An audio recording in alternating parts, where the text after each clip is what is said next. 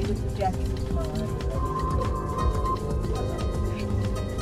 There's always technical stuff going on over here in Tucson Nation. So we were scheduled to have a guest tonight, but our guest had an emergency, so it's just a little fun. But you're seeing us. We're going to go on with the show because the issues that we need to talk about, they stay the same, whether we're able to have a guest to talk through them one time. So, thank you guys for joining us. We're going to give a couple minutes for people to join. I'll give you a couple minutes. Every time stream, like, share, subscribe. Support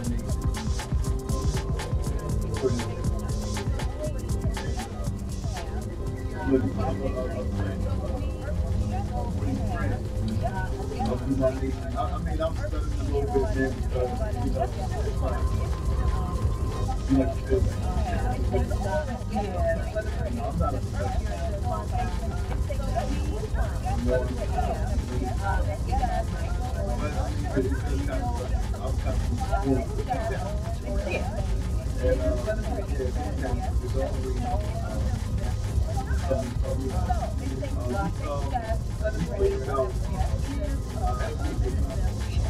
You did have a wardrobe malfunction last week. Yeah, I was determined that I wasn't going to be put out there.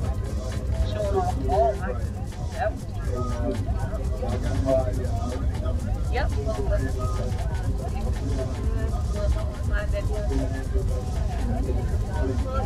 Yep. That's our official t-shirt. We're going to have some for sale shortly. And some other, we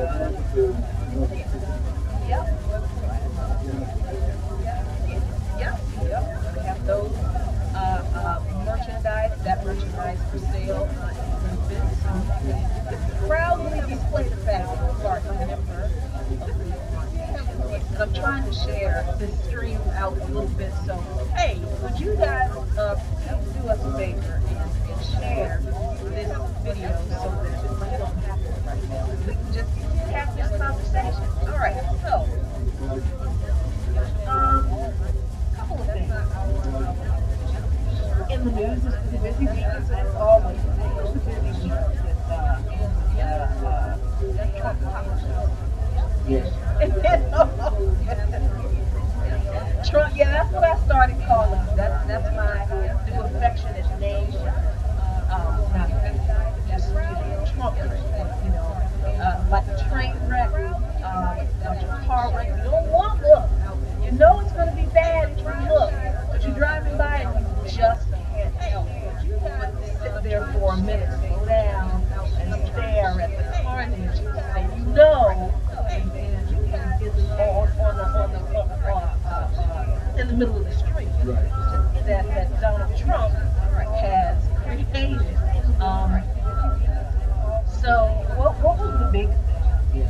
Well, the big thing is, right. There was a thing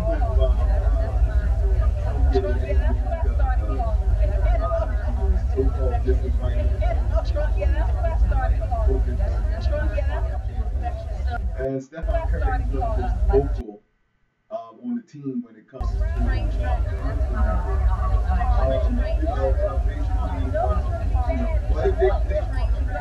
they've already said that they need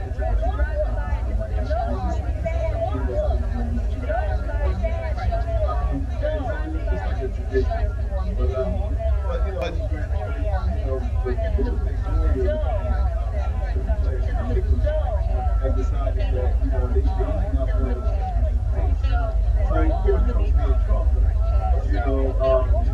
gets all the field. And then all of a sudden it's like, oh, well, you don't want to come to me. So, guess what? This is okay, so Robin says she's getting double feedback. And let me see if I can fix that. On. Let me close that. That might be better now. I had a. Let's ask now because my mic might have been open. Okay, Robin, let us know if you can see the comments. Let us know if the sound is better.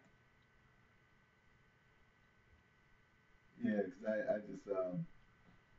I just muted mine, which Okay. didn't want to do it before. That is the reason why. Again, we need patrons. This is why. And we do have some patrons. I'm not going to say that we don't have some, but this is why. I mean, when we're trying to, when you're doing this type of work, you know, you just have you need stuff. You And do, that's what it is. and we don't have professional stuff. We have two old laptops I mean, and some software. I mean, and thank God for that. Yeah. We're grateful. But, Yeah. Thank God for that. Yeah. But anyway, getting back to the Trump thing, Trump did he has these impromptu rallies, and he's all in his feelings. So what happened was he goes and he makes this statement, and many of you guys have already seen this on the news clippings and all. Mm-hmm. And he said, "Wouldn't it be nice if those, son of a bees, who don't stand up for the anthem," and I'm paraphrasing, that somebody would go to them, the owners would say that you're fired. Right. And oh man, the crowd cheered and they jeered and because he threw another piece of red meat at him. And, Right. all that stuff. Right. Well, that didn't go over well with the players. It didn't go over well with a lot of the guys in the NFL who, as we speak, are protesting in their own way. Mm-hmm. And the fact that he used the term like those son of a bees. Mm-hmm. Just say it. Well, I have a future daughter-in-law out there. Oh, yeah. But Okay. anyway, all right. But those son of a bees out there who didn't take too kindly to that being referred to like that, and I wouldn't either. Right. And so and then he said they should be fired, and he goes all like this. So anyway, that drew a lot of attention.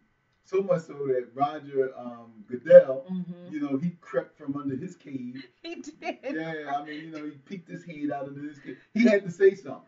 Yeah. Say he had to say something, and basically, he did the legalese, not basically saying Trump, you're dividing people, what you're saying. Not he didn't want to just come out and say you're an idiot. Right. But it's the nice formality legalese that says, we really don't really like what you said, and we stand behind our players and blah blah blah blah blah. So the NFL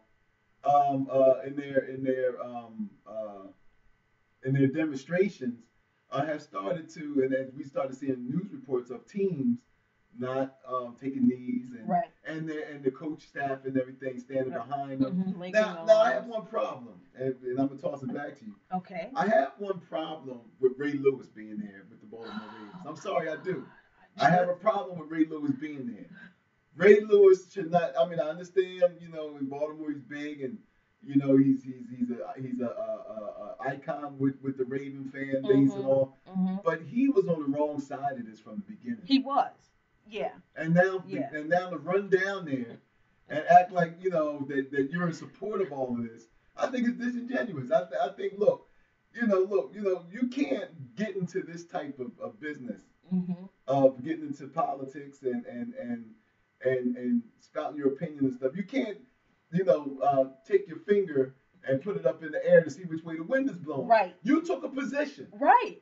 And in taking that position, now that you see, like, oh, hey, wait a minute, I was on the wrong side of this thing. Because, see, the thing with white supremacy is, especially for people like us, when we take a position against those who are fighting white supremacy, white supremacy is never going to back you.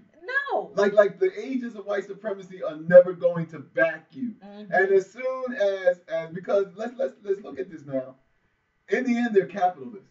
So what's going to happen is they say, oh man, all the NFL players and everybody's getting behind this movement. That's hitting my pocket. It ain't about So now all of a sudden now they're not going to back Ray Lewis. Right. It's crazy. Yeah, I mean the problem with people believing, the problem with black people believing that we can appease white supremacy, for us to get our crumbs, if we've already gotten our crumbs, or to make sure, or to try to think that that's going to get us in good with the gatekeepers of power.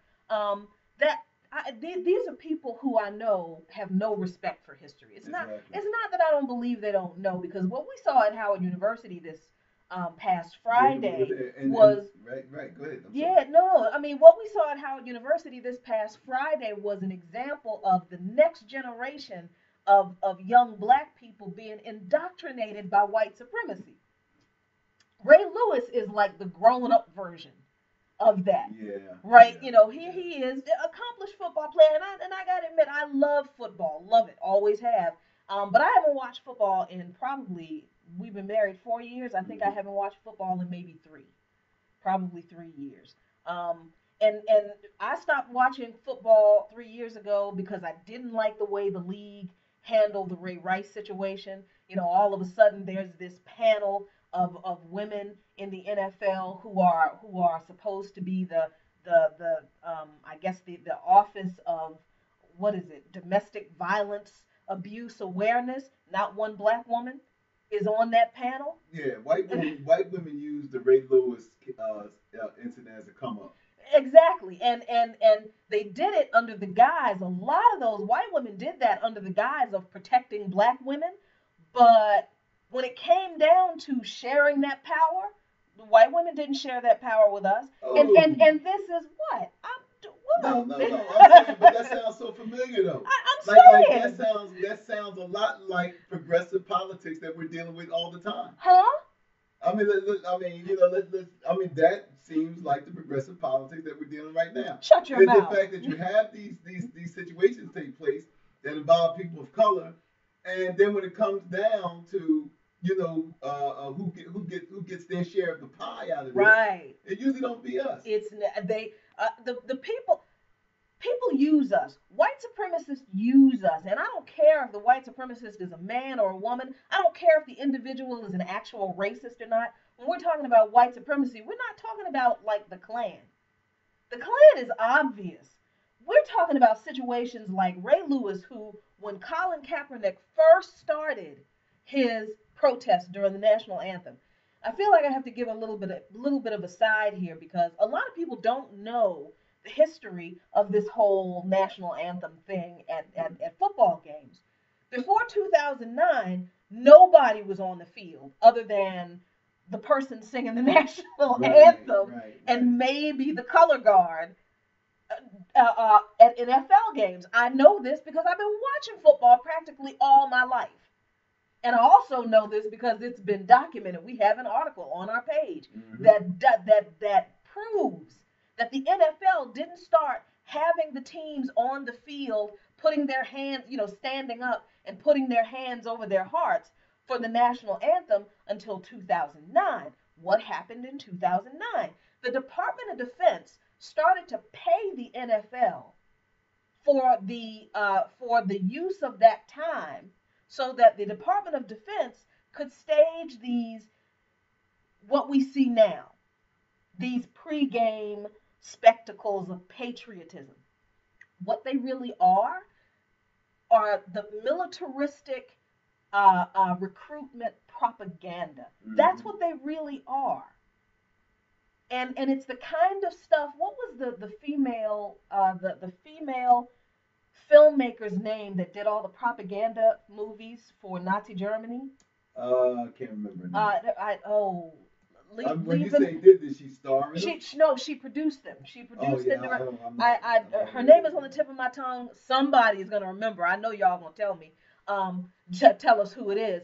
But this the only difference between what she did with the movies, the propaganda movies for Nazi Germany, Hmm. and I know a lot of people gonna be mad at that. Oh my God, she's comparing our military to Nazi Germany. No, no, I'm comparing the propaganda that these pregame shows have turned into and what they always were intended to be. I'm comparing the propaganda that the Department of Defense is paying the NFL to create. The pageantry and The all that stuff, right? pageantry, the exaltation of our military, the pledging allegiance. They're not telling you to pledge allegiance to America. They're telling you to pledge allegiance to America's military might. Yeah, militaristic state. That's the same thing that was done in these Nazi propaganda Hmm. films. So, but before 2009, before the DoD started paying the NFL for these things, the players were in the locker rooms. Yep. during the national anthem. Nobody was standing up for the anthem before 2009. So all of a sudden, the DOD pays the NFL to stage these propaganda, militaristic propaganda spectacles, and now the owners obey. This is the thing this is the connection that we miss. The owners obey, and they don't change the rules so that they make it a requirement for the teams to be on the field, because it's not. It is not. There's nothing in the rules anywhere in the NFL that says those players must be on the field. There's nothing in the rules in the NFL that says those players must stand and that they must place their hand over their. There's nothing in the rules that said that's a requirement. But the owners make it a very strong suggestion that that's what they want you to do. Why? Because they're getting money from the people that their candidates are profiting off of through this endless war.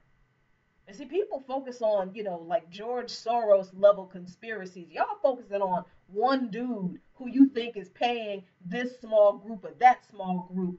The Department of Defense and the politicians who profit off of war are the people you should have always been concerned about. They're the ones who are manipulating you. So you've got the NFL owners, most of which are conservative, and they openly back conservative candidates. They don't make it because they have money. Every time somebody, I mean, when you get into that, that's why I wasn't surprised when people were talking about, Floyd Mayweather and Steve Harvey and all them went to go see Trump because they have money. Because they think they're rich. Yeah, I mean, we didn't go. It's like, but to your point, what we've been witnessing here, not with just the what you're talking about, with the similarities of militaristic pageantry that we saw in Nazi Germany, and that we see this displayed in the NFL and other sports too now. Right, and other sports too. Let's not just pick on the NFL. Right, and so what you have here is this mindless consent of the population, and we see that played out a lot when it comes to policing in America. Right. Exactly. You see that played out a lot. When it comes to how communities of colors is policed, and how police is handling themselves. Period. It's this mindless consent that the officer is always right. Exactly. That, and then especially with people of color, you have to comply, even though that is not how we should behave in a so-called democratic society. That's not even in the Constitution. Right, but we should always, so you get this like I said, this mindless compliance. Unquestioning, like no one sits back and say, "Well, why we got to do this all of a sudden?" Right. No, because right. Like now, all it takes is for for first of all the demonization, as we've seen with Kaepernick and all, and those before. After 9/11, 9/11 changed everything. So now it's like after 9/11, it was like, Bush said it. Are you with us or you against us? Right. That was just not said to the world. That was also said to the citizenry. Exactly. So what happened was the media, the media got involved in all that. All of a sudden, all these politicians are wearing the American flag on the lapel. And if you don't wear the flag pin, then they accuse you of not being American. And so all of this stuff was orchestrated in order to get more obedience to the corporate state. Yep. So any dissent, and we see that being played out now, any dissent now is labeled basically as subversive, is labeled as unpatriotic, and all this stuff. And what irony that a capitalist like Trump, because we spoke about this even during the campaign, how obscene I thought it was that you had a bunch of poor whites gathering at these rallies, and then Trump flies in on this private jet that got Trump written all across it. Right. And you got these poor whites and blacks and others who support him. And it's like, I'm sitting here, and trust me, y'all, I don't have a lot of the education you guys got out there or any of this stuff. But what I do have is perception. Mm. I looked at that and I said, man, what image? What kind of imagery does that send? It's like this guy's coming off of Mount Olympus. Exactly. You right. know, I mean, right. you know, and I said that's a dangerous. That's dangerous. Like the whole imagery was dangerous for a so-called democratic free country to promote. Yeah, yeah, but who was it that said the problem? I think a couple of authors recently made this point that the reason nobody had an issue with that imagery from Trump, and the reason people made such a big deal about he's a businessman and he can make these deals and he can make America great again by making all these great deals is because most poor people believe that they're just temporarily delayed millionaires. Right. Right? I mean, they look up to people that they believe they can be like if they just follow the American dream script. And Ray Lewis is one of those people. I mean, like you said, the Ray Lewises, the Steve Harveys, the what was the other one's name? The Charles Barkley. These are all people who are wealthier than we are.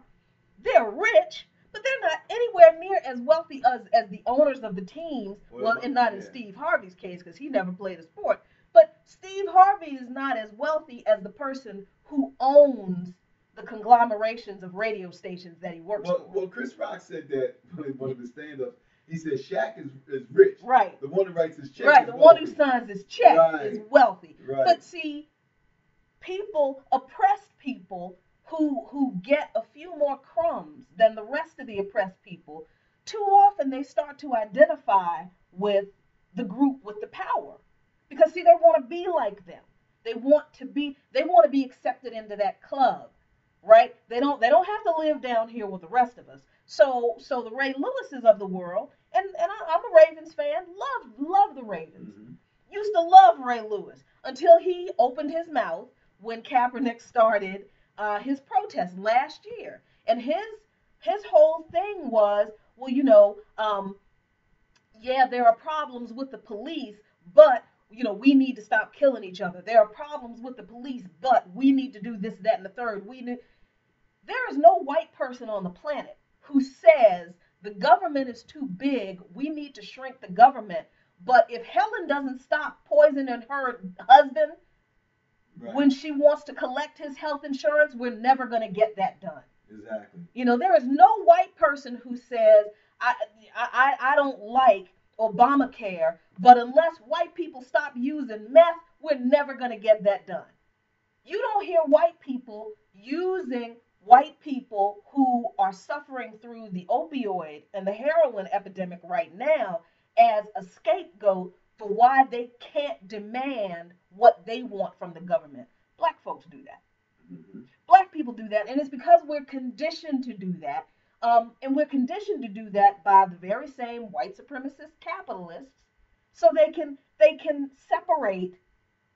They can use black people as the gatekeepers. Right. Exactly. So Ray Lewis was a gatekeeper for the very white supremacist forces that Colin Kaepernick was taking a knee to bring attention to.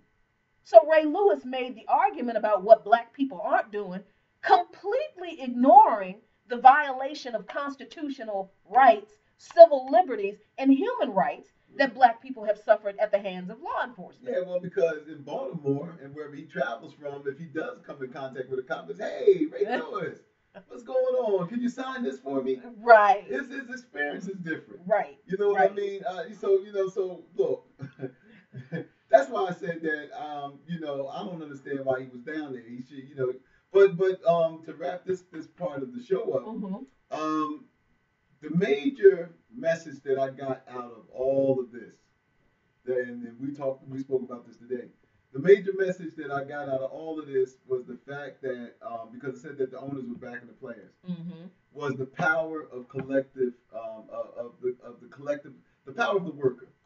Right. The workers That's stick together. Point. Because the thing of it is, we look at them as, a bunch of millionaires, NFL players, basketball players, a bunch of millionaires, but they're employees. They're workers. Mm-hmm. And so when it was okay to, and you see this even on regular jobs. Uh-huh.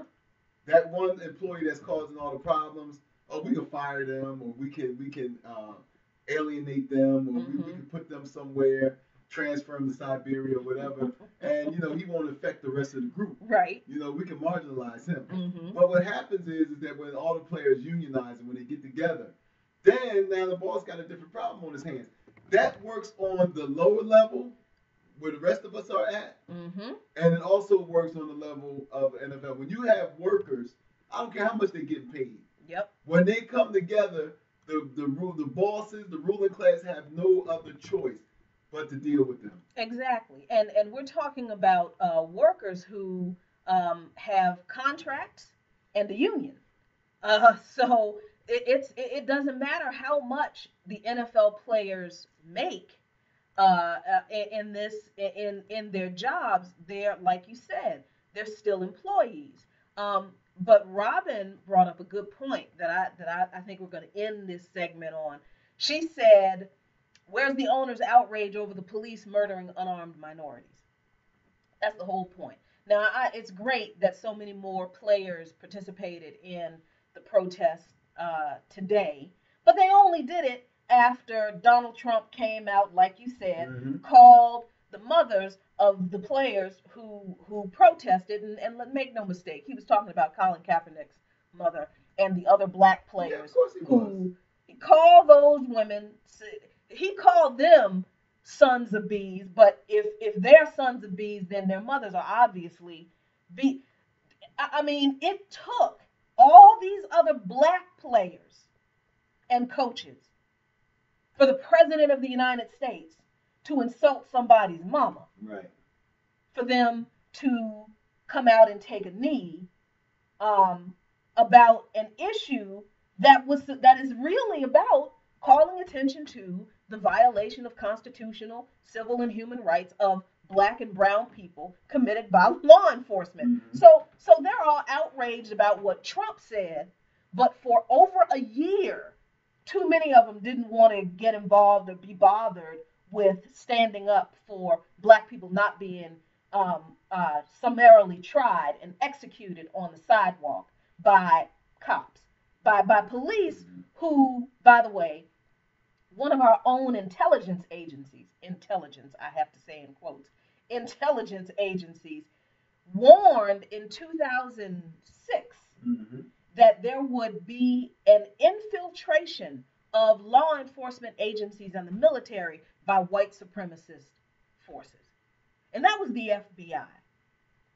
So I think that's a great segue into talking about Friday and the protest at Howard University. Exactly.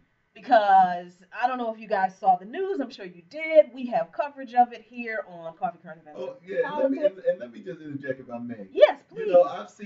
We were down there. Those of you who Look My Nation, we were down there. Jackie and I, we saw the media. So, both mainstream and some independents down there.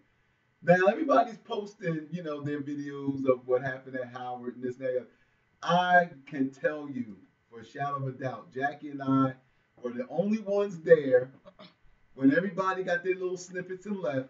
Jackie and I stayed with those young people until the rally was over. Yeah. So there's a lot of footage that you're not seeing on all of these other streams and the Jimmy Dore show and all the rest of them. And we got respect for all of them. But what we're saying is that, we've stayed with those young people. Yeah. And so we believe that you have to tell a complete story, which is why we stayed there. We could have did the same thing. We could have took, some footage and left and, and say, well, we're gonna, we got enough. We don't Right. But we stayed with those young people, and let me tell you something. Those young people were very, very appreciative that we did. And if you go on our page, you'll see it where the Howard University, and we stayed with those young people, and we also were there to witness how disrespectful the mainstream media was to those young people. Yeah. I mean, very, very disrespectful. We documented some of that. So I mean, this, we love doing this, and this is why we do it. So I'm just saying, so if you really want the real story and the whole story uncut, no chaser, then you need to look at our stream Yeah. that we got on our page. That'll tell you the complete story on Yeah. both sides, as a matter of fact. Yeah, quite a few. I mean, I think it's important to have this conversation about Howard University, the Howard University protest, and this idea of some black people being the gatekeepers of white supremacy, and they don't even realize that that's what they're doing because they're conditioned to. Because we saw how that's kind of done, in one way at Howard University. One of the complaints, let me see if I can encapsulate this really quickly. The reason so much attention was paid to this particular protest on Howard University campus wasn't because of the students or what they did or what they said or none of that. It was because they protested James Comey. That was it. James Comey, former director of the FBI, was invited to Howard University by the president of Howard University. Right. Wayne A.I. Frederick. Wayne Frederick. Right, Wayne A.I. Frederick. Yeah. And Artificial Intelligence Frederick. Yeah. Wayne Artificial Intelligence Frederick. That's what AI stands for. Artificial Intelligence. Because I'm serious. You couldn't have no real intelligence. Come on, how are you going to be the president of an HBCU and you're going to have the former director of the agency that has a very long history of using covert actions, not just surveillance, but infiltration, and then sometimes outright murder to destroy every social and racial justice movement that ever existed in this country. So let's phrase it this way. Talking about an organization, talking about using the power of government to destroy the aspirations of the dissent and aspirations of American citizens. Yep, that's it. Using the power of government. That's right. To squash the aspirations of other American citizens. That is what the FBI did. Now we all have a problem with the CIA. We can articulate so well how our problem with the CIA internationally, but it seems like we draw a blank when it comes to the FBI. But the truth is, the FBI is just the domestic wing of the CIA. That's all. The FBI does what the CIA does inside the boundaries of the United States to American citizens. So the black president of Howard University had the former director of that agency speak to his black students at his black. That's bad enough. If you know the history of COINTELPRO, that should keep anybody who has ever been involved with the FBI away from HBCUs in perpetuity, especially because the FBI is still conducting covert surveillance and infiltration operations in tandem with law enforcement against Black Lives Matter and other leftist social and racial. They didn't stop.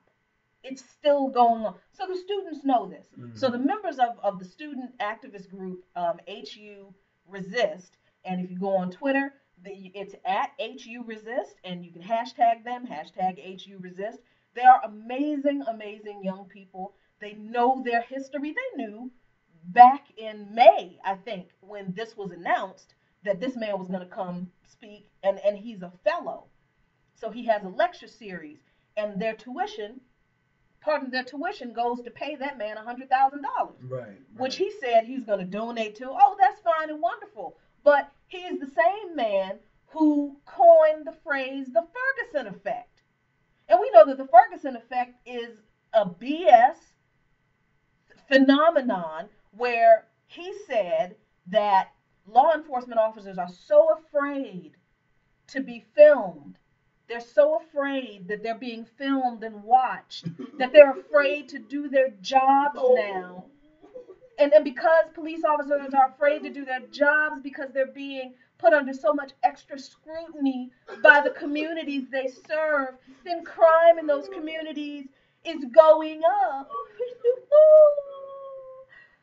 First of all, there's no evidence to give any kind of credence whatsoever to the Ferguson effect.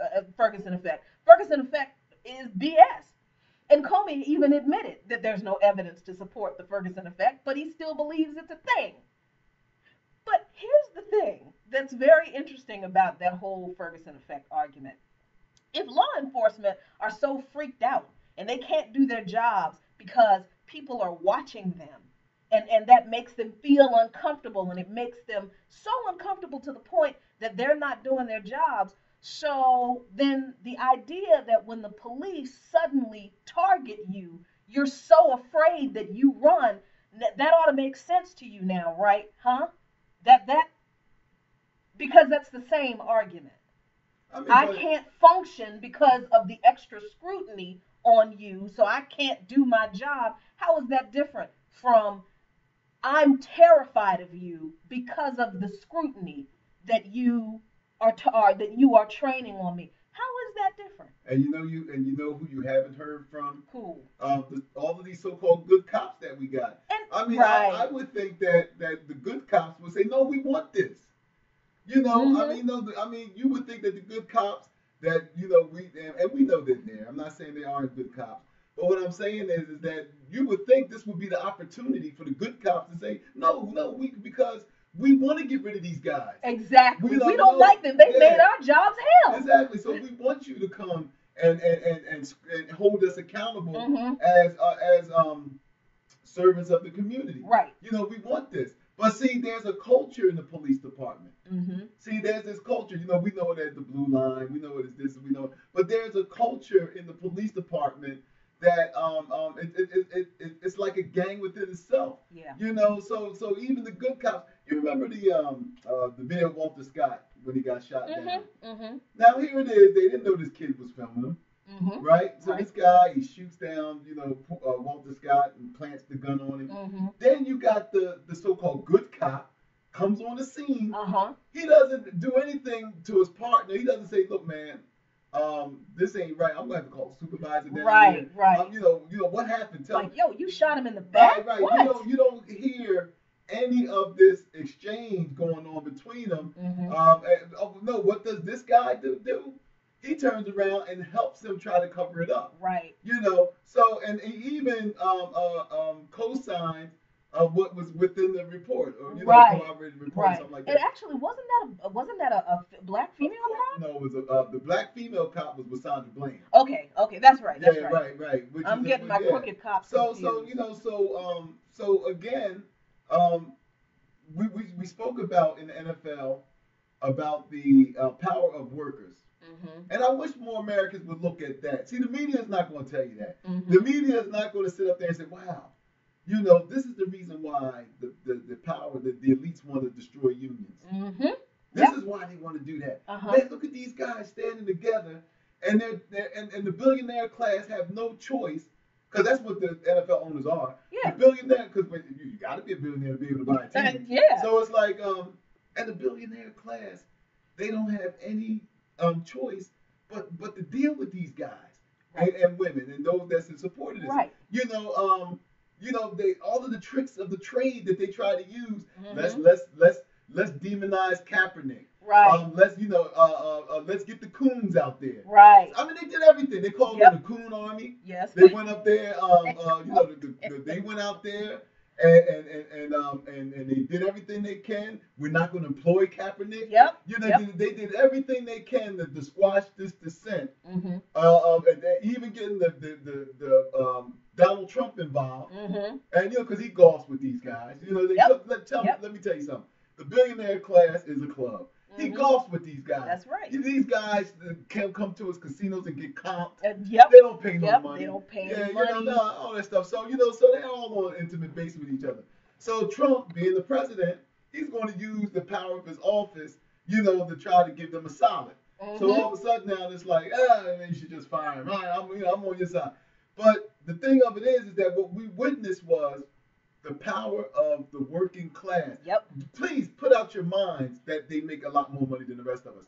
They Yes. are still employees. Exactly. And more importantly, exactly to what you were talking about, they're not just still employees, they're employees with a contract and with a union With a union. that the owners have to deal with if any of them are fired. The Ray Rice situation. Now, what Ray Rice did, absolutely deplorable. Absolutely deplorable.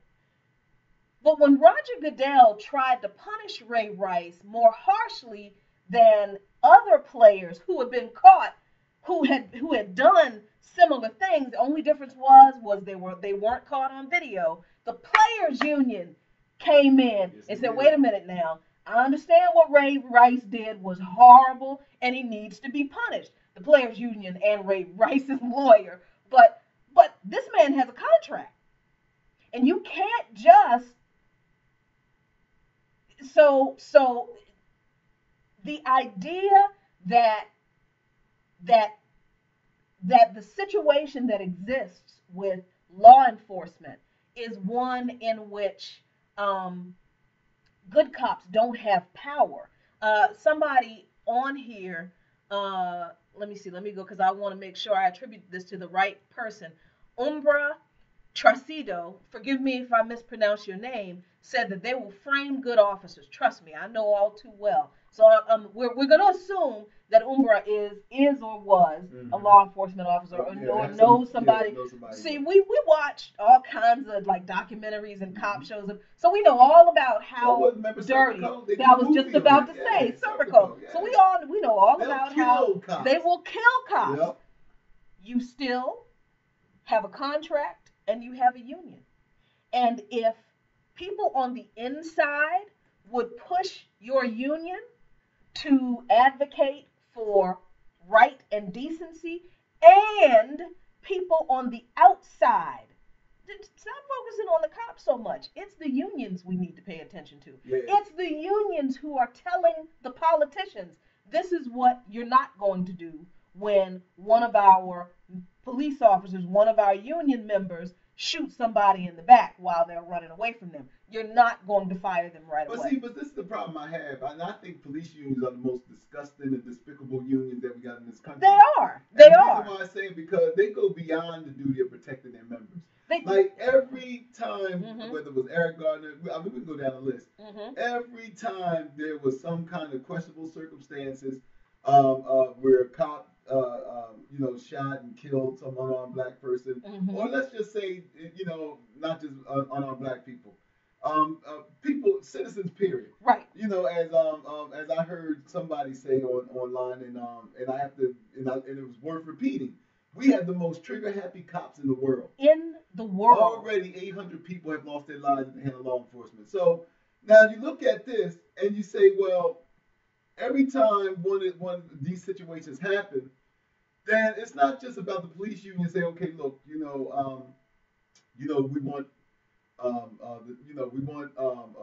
the investigation.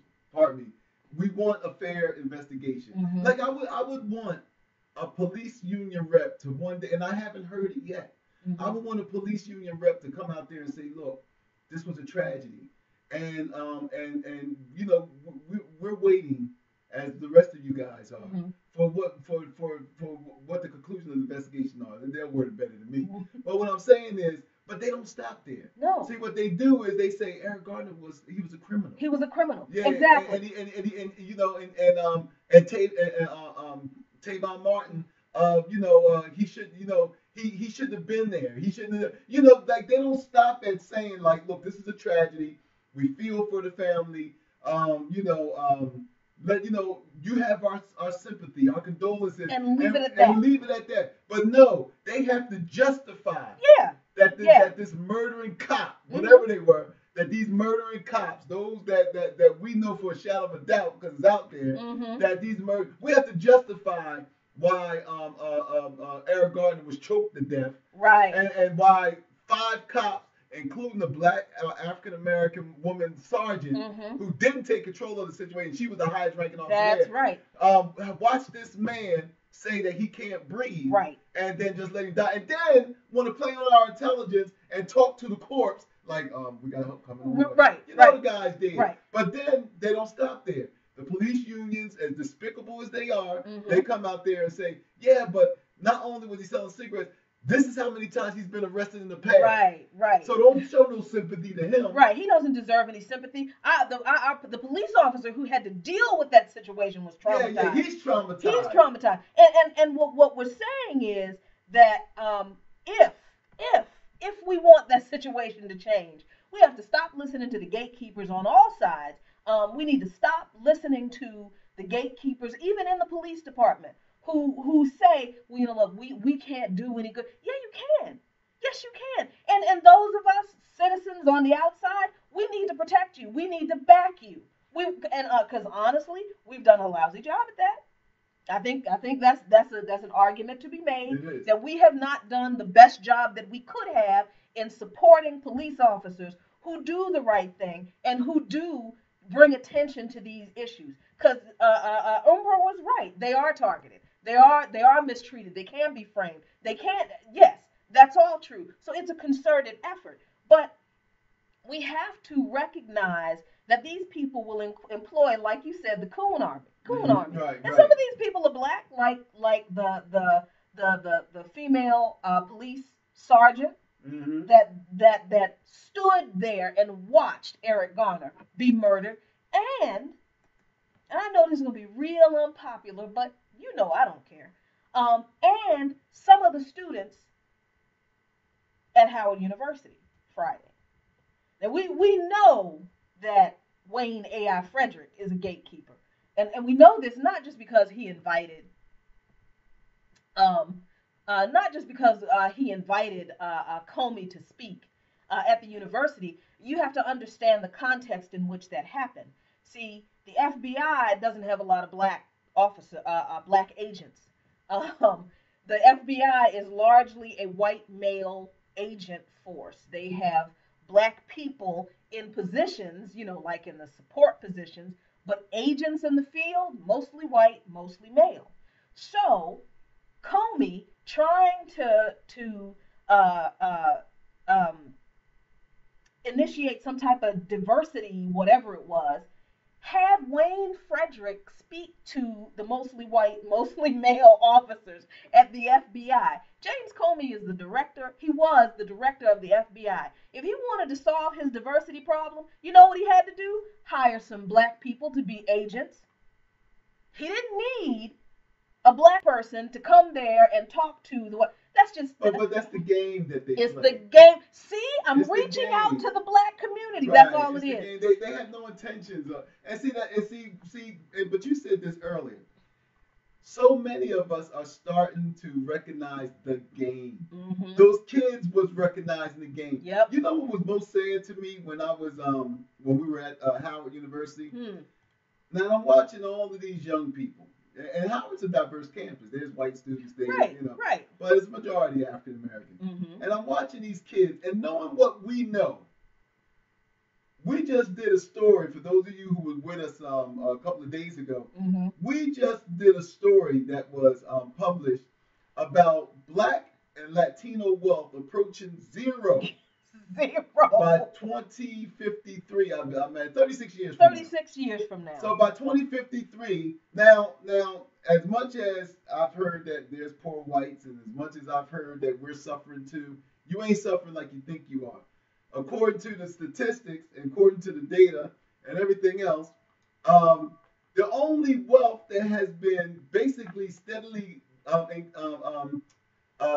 inclining, increasing, Mm-hmm. has been white wealth. Now it has parts where it went up pretty high, and it might have came down a little bit, but trust me, it's still above everybody else. Right. And in 36 years, now you're talking about, in spite of all of those young African American kids I saw in Howard, who are, pretty optimistic. They wouldn't be there if they weren't. Right. So they're looking like, man, I'm doing this so I can have a better future. Right. You go to the University of Maryland, anything Mm-hmm. else, and you got students of color who are saying, man, this is my way out. Right. And because this is what we tell them. Mm-hmm. This is my way out. But then you look at the data, and you look at what the trends that this country's been going in, Mm-hmm. and you've been looking, and you start to say, man, there is a 50% unemployment rate even amongst our kids who have degrees. Right. You know what I mean? Because why? Because white supremacy always moved the bar. I remember when our kids was in college, it was like, okay, if you go here and you get this degree, then you set. Then when all these black kids, because we remember it was the MBAs, right, the Master of Business every Administration. black person was going for MBA. So then when everyone was coming out, everybody got an MBA, everybody got this, got that. Then what happened was, because there's never been enough jobs. I don't care. There's never been enough jobs. Yep. And they intended not to have enough jobs. That. So then you got all these kids coming out of college with these MBAs and all this other kind of stuff, can't find a job. So then what does white supremacy do? They moved the goalpost. So now it's like, okay, you went to such college, but if you came from that college, Right. then they're looking for more people who's coming from this type of college, Right. or from this type of university. Or you don't have a STEM degree. Well, if you don't have a STEM degree, then your degree is worthless. Exactly. So then what happens is, but in the meantime, you're bringing in people from other countries who ain't got none of that, but they're cheap. You know what I mean? But they work but you can pay them a lot less. So here it is, feeding our kids all of this crap, so I mean, I couldn't help being a middle-aged man who knows these things, sitting there looking at these kids and be like, those of y'all out there in the audience, or those who come on who troll us and say that we talk too much about black stuff. You know why we talk about black stuff? Because it's survival for us. Because number one is, like I said, being at Howard University, looking at all of those bright young people, and knowing, man, that what the game is in this country. Yep. Not saying that they won't make it, but what I'm saying is the fact that I can't be comfortable, or no other black person could be comfortable sitting back, expecting the system to treat them with justice. Exactly. That's the thing. And I was so glad that we captured one particular scene. Now, if you notice, all of the coverage that you see about the Howard protest was from inside the convocation, and the students, the members of HU Resist, the student activists standing up and disrupting Comey's speech. Right. We couldn't get inside because by the time we got there, campus police had already stopped everybody from coming in. Yeah, they did. And which is that's messed up enough because these kids pay their tuition, and convocation is an open. At least on Howard University campus, it's open to the entire community, so anybody can go. But it was disturbing, particularly because these kids paid their tuition, right, and they couldn't go into their own convocation. So they know the history of the FBI. They don't want this man speaking to them at their opening convocation because of the job he had, and they don't want him in particular speaking to them because of his views on Black Lives Matter and Black people in policing. So it's not like they didn't understand what they were opposing. And they had tried to speak with the administration before the protest. Administration wouldn't hear them. So it's not like they don't understand what a conversation is. That was an insulting thing for James Comey to say about these college educated. They don't know what a conversation is.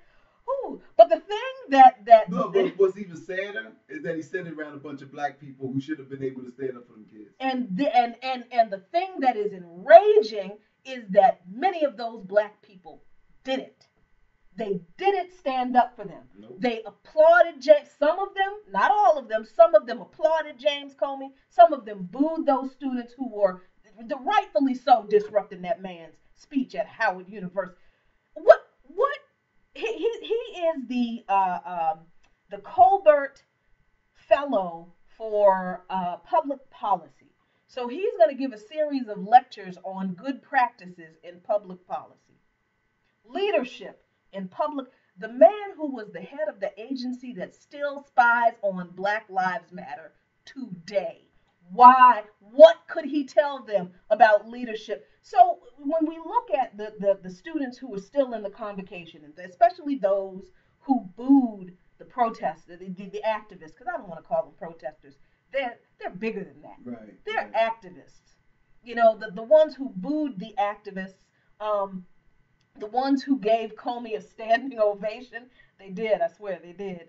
And the ones who came out, there was like a pageant court that came out as the protest outside was going on, and they came out with their sashes on, like a beauty contest pageant. I didn't know they still did those on college campuses. I guess they do. Like it reminds you of the old debutantes. Yeah. Social clubs and stuff. Yeah, so they're all, parading out there with their sashes on, and I'm looking at these kids who stayed inside the convocation listened to Comey, and gave him a standing ovation, booed their fellow students as that man insulted them. Mm-hmm.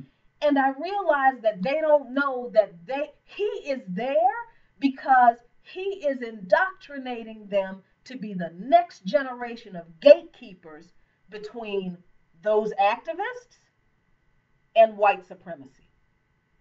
They don't get that. Right. And we said on this show that you don't have to be white to to perpetrate white supremacist thinking or policies. Mm-hmm. You don't have, like white supremacy is not about just having white skin. White supremacy is an ideology.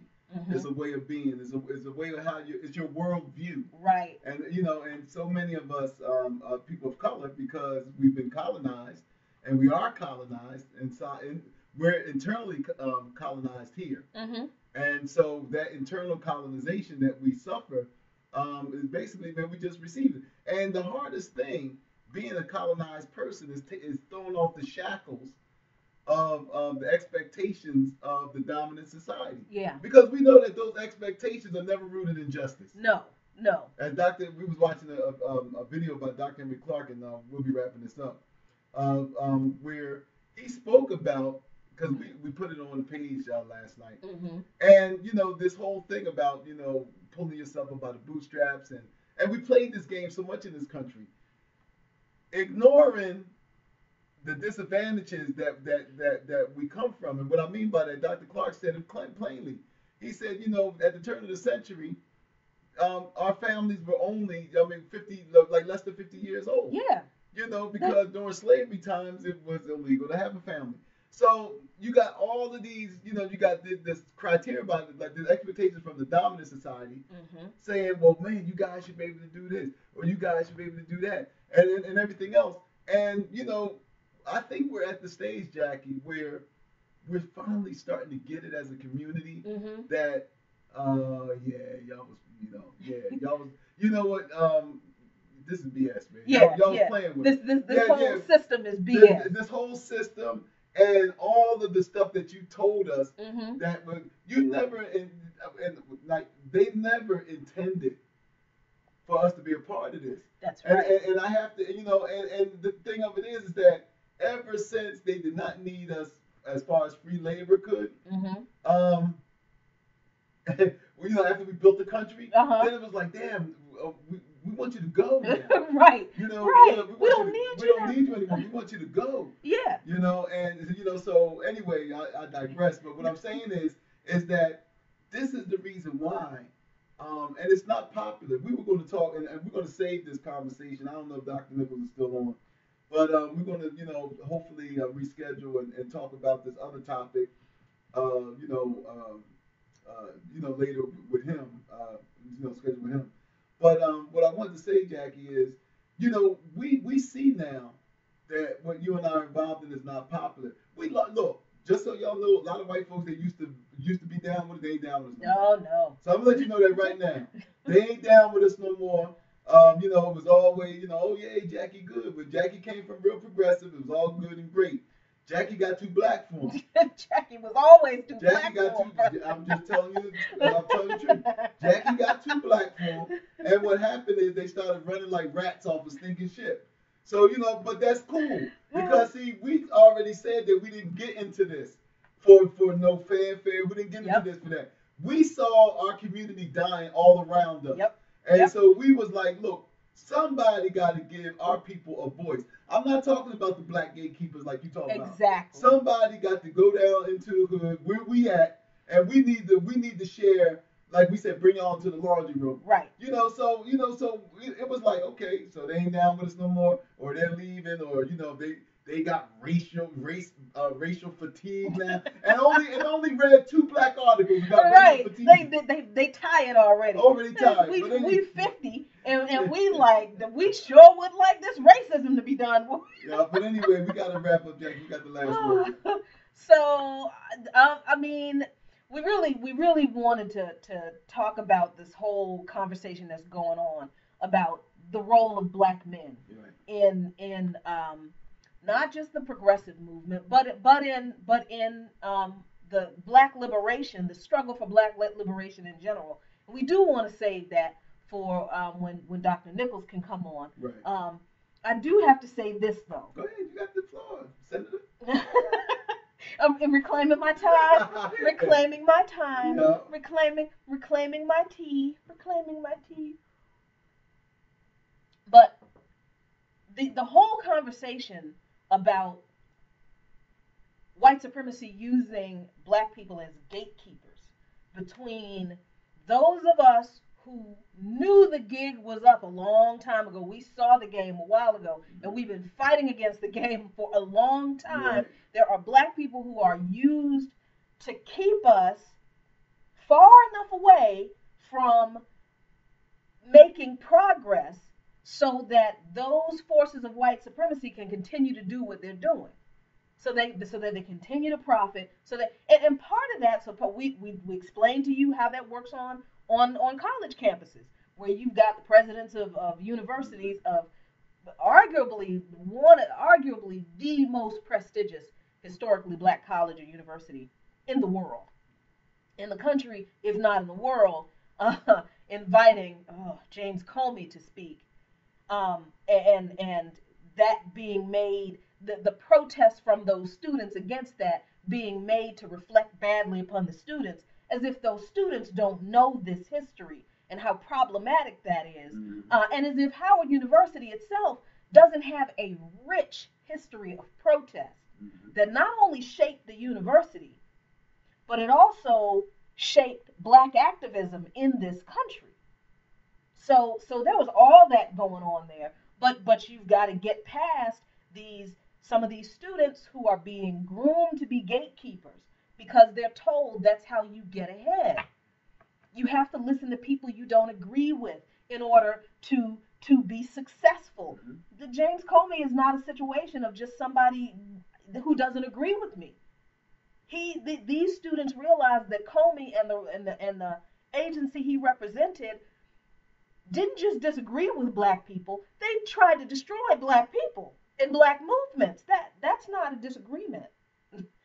So that fits right into how these students are being indoctrinated as gatekeepers for white supremacy, but how black men, and the relationship between black men and black women, how we're interchangeably used as the gatekeepers of white supremacy against each other sometimes. And it's a messy subject. It is hard to talk about because there's some truth on both sides. You know, there are some times when black men get real crazy with their assertion of their manhood.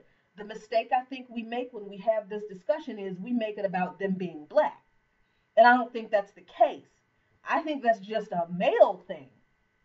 I do. I just think that's just a male chest beating thing, and I don't think black men do that any more than any other man does. And y'all just kind of forget that sometimes it's like you came out of a womb. But at the same time, whites. So in the sections of when we're talking about patriarchy and white supremacy using white male patriarchy to use that kind of over masculinity from black men that seems to marginalize black women. That's one way.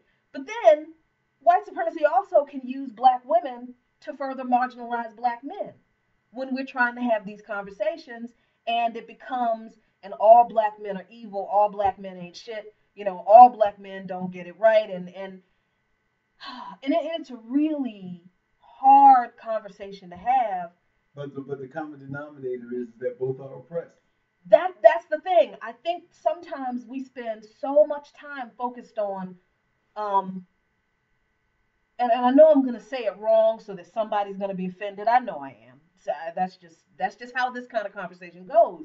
I think that we spend so much time focusing on who's right in this conversation and trying to get the other person to see how wrong they are that we are at each other and we don't realize we're doing exactly what white supremacy wants us to do. Not because we shouldn't be checking each other on our stuff, because we should.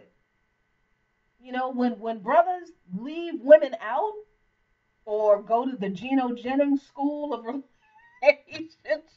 We were watching Pastor Geno Jennings earlier today. That's always funny. But if you don't know who he is, you gotta look him up. He's hilarious. But especially in our churches, when we see how patriarchy has caused harm in the black community, in our churches, where it's caused a silence, um, and this really destructive compliance in regard to sexual abuse and other abuses that we see in our church. Yeah, that's patriarchy. It is, and it needs to be called out. Absolutely. Um, at the same time, it's like I also don't believe that every black man who asserts that black men have always been targets of this system, because you just said, Dr. John Henrik Clarke said that at the turn of the century, dig how deep this is, y'all. This we're I don't think we. I don't, and I want you to repeat it again. I don't think we think about how deep that and is. we you watched this lecture yesterday, Mm-hmm. and you posted this quote yesterday, and it's been blowing my mind. We watched the lecture together earlier today, and this thing has been blowing my mind. At the turn of the century, black families, the concept of black family was only 50 years old. Yeah. In 1900. Yeah, less than that actually. Less than Yeah, 50. less than 50 years old. Less than Black families were less than 50 years old, because before then it was illegal for black people to be families. So now we're talking about 150 years, a little Yeah, more, yeah, more or less. Couple give or generations take, removed. couple of Yeah. generations removed, and somehow we think we're going to have this whole um, a relational interaction straightened out between black men and black women, and we're not going to have the residue of that white supremacy that created the situation where our families are only 150 years old. And this and I just want to just add this because I know we Hmm. gotta go. Yeah, we But do. yeah, but this thing about blaming black men for everything, as if black men didn't come on slave ships too, as if black men didn't weren't raped by slave masters, because we Hmm. know from the literature that they were. That the same abuse and trauma, and this doesn't excuse what like we said, this doesn't excuse the issues of patriarchy within the black community, Hmm. and not just patriarchy, homophobia, Hmm. all those things. And like I said, it's too much for us to get into now.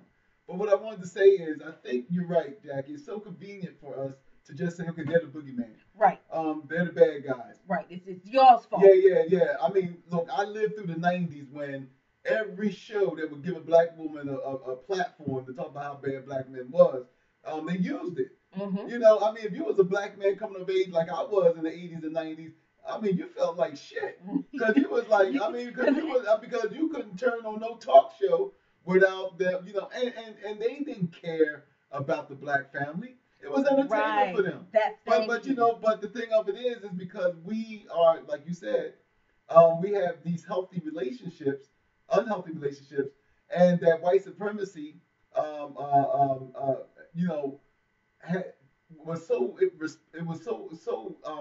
responsible for the dynamics of what we were going through, Hmm. that we weren't really consciously aware of who was pulling the strings. And Right. so what happened is that you got black women who was going on Oprah, Sally Jessica Raphael, Jenny Jones, and I'm telling you, they don't even exist no more. But then came Sherazade Ali, Right. and we'll talk about this later. But Hmm. Sherazade Ali came along and said, "Oh, sisters, back up.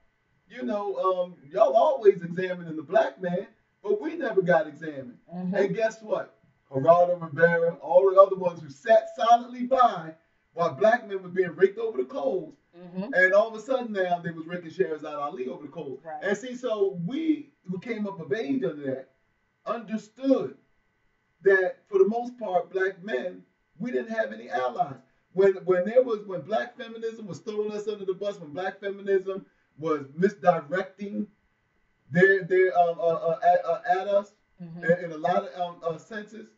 But what happened was we just had to take it. There was nobody out there saying, "Oh, wait a minute, sisters. I understand there's some issues here, but now, man, y'all committing what I call reputational genocide.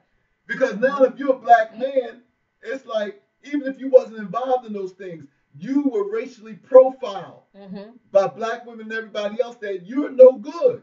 Even if you ain't, I ain't never beat women, but it was like, if you were dating at that time or something, you already, it's bad enough you carrying baggage as a black man as it is. Then you go and run into some black women, and all of a sudden now it's like, just based off a black man, being a black man, you were all automatically judged to be less than. I don't know how many black women that I dated in the past who praise white men for taking care of their families as if we don't do that. And like Dr. Kirby said on the show, it took the CDC I was about to convince that. people that black men were good fathers. Right. Because they couldn't believe it from us. Yeah, the Centers for Disease Control. We meaning black women, believed that black men don't take care of their kids for so long that we were shocked when the Centers for Disease Control came out with a study that said that black men have more engagement with their children than any other demographic of men in the country, even if those black men are not in a home. Now, you can't tell me that we don't internalize that type of misinformation, propaganda about black men, and um, that doesn't guide the way we interact with men. Yes, it does. It does. So, as a black woman, I've had to walk this line, this really fine line between calling out men and their, sexist BS, because yeah, it exists, and kind of calling out women on their, man-hating BS. What is the word? I can't remember. It's misogyny and misogyny, I think. But it's gender assault. It is, and it's gender assault. But either way you come, it's gender assault. Yeah. So I mean, as if we need another term. Right. Yeah. We don't need any more new terms. So we got to wrap this up. I just did want to give you I want us to give you a preview of our next show, because that is going to be the topic of our next show.